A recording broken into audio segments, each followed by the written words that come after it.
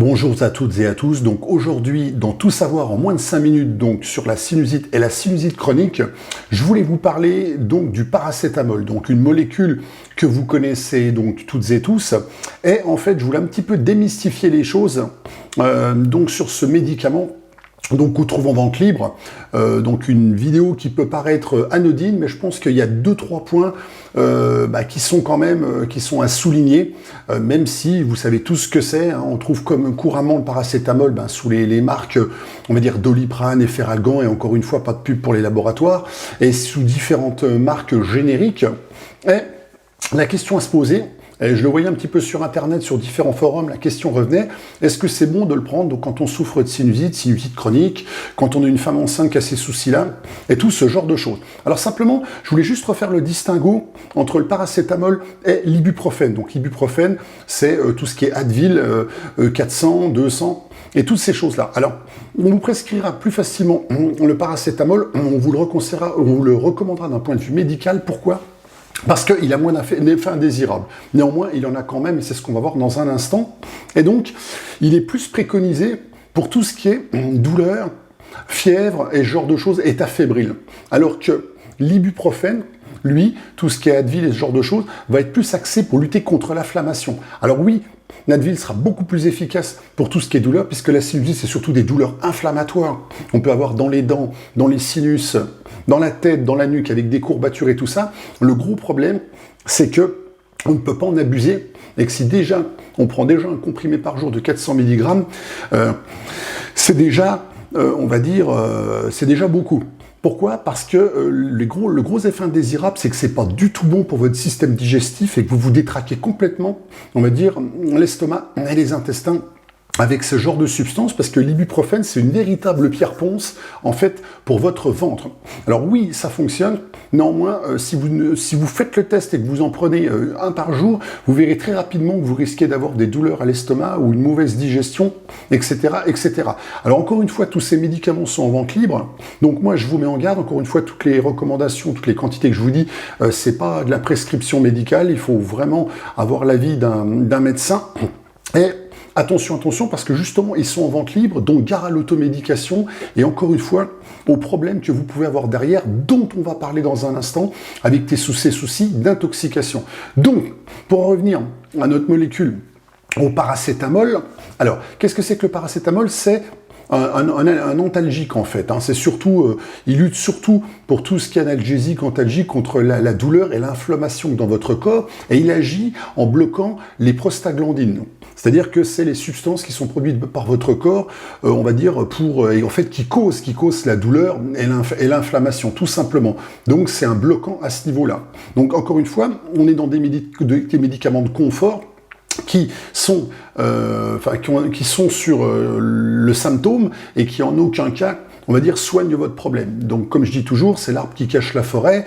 Si vous avez de la fièvre et que vous la diminuez tout le temps avec des médicaments, c'est pas forcément bon, parce que dans votre corps humain, tout comme la toux, tout comme votre nez qui sécrète, c'est un réflexe de défense. Quand votre corps il monte en température, vous avez de la fièvre, c'est pour tuer, on va dire, des bactéries. Et voilà, votre corps, en fait, il se défend. C'est tout simplement ce réflexe. Donc, encore une fois, utiliser des médicaments de confort qui jouent sur les symptômes, sur tout ce qui est symptomatique, ça va pas régler votre problème. Voilà. Le paracétamol, c'est une molécule, en fait, qui va vous soulager sur une journée ou quelques jours par rapport, on va dire, à la situation dans laquelle vous vous trouvez, mais en aucun cas, il va régler la cause de votre souci. C'est pas un antibiotique, il ne soigne absolument pas, il tue pas les microbes et ce genre de choses. Alors voilà. Donc après, au niveau, on va dire à peu près de l'utilisation à avoir. Bon, faut savoir que chez un adulte, encore une fois, c'est pas une prescription médicale, donc c'est pas à prendre au pied à la lettre ce que je vous dis. C'est sous l'avis médical d'un médecin. Faut prendre généralement au moins 1 gramme à chaque prise, 3 fois par jour, pour un adulte, pour avoir les effets. Si vous êtes sur des doses de 500 mg par jour par chaque cachet, on est plutôt dans des doses pour les enfants, et on est sur de la dose homéopathique, c'est-à-dire que ça vous fera pas d'effet. Vous risquez de prendre des substances chimiques, mais vous risquez pas de sentir grand-chose. D'après, on va dire, la législation et les scientifiques, au-delà de 3 grammes par jour, vous risquez une intoxication, on va dire, médicament, c'est-à-dire une intoxication au niveau du foie. Et c'est pour ça que je vous en parle aujourd'hui, ce soir, et que ce médicament m'intéressait, je pensais que c'était important d'en parler, c'est que, encore une fois, c'est une substance chimique en plus que votre corps va devoir éliminer, que votre foie va devoir métaboliser, donc pour s'en débarrasser. Donc vous l'avez compris, si vous avez déjà des problèmes de sinusite chronique depuis un certain temps et que vous prenez déjà beaucoup de médicaments, tout ça ne va pas faire forcément bon ménage et que vous êtes sans doute déjà intoxiqué niveau médicamenteux, comme je dis, vous avez déjà une immunité faible, donc forcément, si vous reprenez tous ces trucs-là, encore une fois, c'est un peu le principe de l'effet dopant, hein, un peu comme voilà, la caféine, ce genre de choses, quoique la caféine, c'est aussi bon pour la santé, mais je veux dire, c'est juste pour vous masquer les symptômes, vous rendre un petit peu mieux sur le moment, mais encore une fois, il ne faut pas oublier que c'est des produits, des substances chimiques que vous ingérez, et que tout ça, c'est pas forcément bon, on va dire, à long terme pour vous. C'est pour ça que vous m'entendrez toujours vous dire, attention, attention, oui, les symptômes, c'est important de se sentir bien, de faire quelque chose pour que ça passe, mais surtout, où il faut agir, et vous l'avez bien compris, si vous voulez sortir de vos problèmes, c'est agir sur la cause. Donc, le phénomène d'intoxication, c'est au-dessus de 3 grammes, mais quoi qu'il en soit, si vous avez déjà des problèmes de sinusite chronique, vous avez sans doute des problèmes, on va dire, immunitaires, des problèmes d'intoxication de substances chimiques, donc tout ça, ça va pas faire du tout bon ménage. Donc, moi, ce que je vous recommande surtout, c'est de substituer tous ces médicaments de confort, tous ces antalgiques, tous ces anti-inflammatoires, par des produits naturels, par des plantes, par des compléments alimentaires. J'en parle pas mal sur cette chaîne, donc sur les différents réseaux que j'utilise, sur le blog et tout ça, et j'en reparlerai encore. Et vous pouvez faire vous-même vos propres recherches sur Internet. Vous avez beaucoup de compléments alimentaires naturels, de plantes, qui ont un effet, on va dire, aussi efficace, voire même beaucoup plus fort et beaucoup plus puissant que ces médicaments-là, sans avoir tous les effets indésirables et sans avoir tous ces problèmes, on va dire, sur le long terme pour le corps humain, avec des phénomènes d'intoxication, et j'en passe en fait. Donc voilà surtout ce que je voulais vous dire. Après, encore un petit point, c'est que il n'a pas été prouvé que le paracétamol avait une influence sur le ventre, sur tout ce qui est microbiote intestinal. Néanmoins, il y a quand même eu des expériences, on va dire scientifiques en laboratoire, comme quoi ça aurait une influence chez les animaux. Alors bon, j'ai pas plus de détails que ça, je peux pas trop vous en dire plus et vous en parler.